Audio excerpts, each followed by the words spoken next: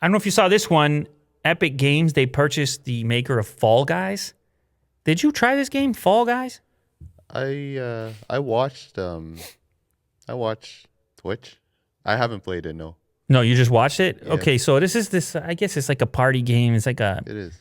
you're this little goofy guy. I played a little bit. You're this little guy and you're trying to win this challenge, this little race, and Yeah. You're trying to be number one. I gotta admit, I didn't really get it. I gotta admit, I played this thing, and I played for a little bit actually with the kids and everything. Sure. And it's weird. It's weird with the streaming thing, the culture right now.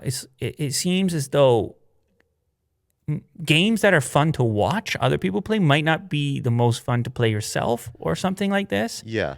There may be some kind of Yeah. divide there. I don't know. I'm just speculating my own personal experience.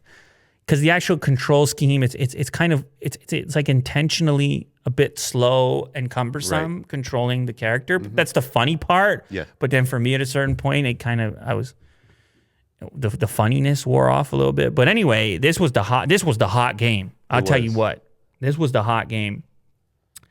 The game sold more than 7 million copies on Steam, and then an undisclosed number on PlayStation. Sold a lot more there. It's coming to Nintendo Switch and Xbox this summer. So this company, I mean, it's big stuff, Will.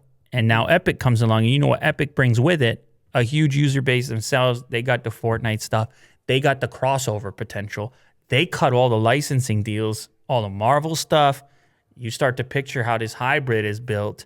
There's a lot of, if we were in a boardroom right now, we might use the word synergy or something like that. Right. Yeah. We're not Keyword. we're not in a boardroom, so we will not use such a word. No. Actually, but there just seems to be a lot of crossover. Like these colorful games. They also got Rocket League. Colorful games built for almost everyone.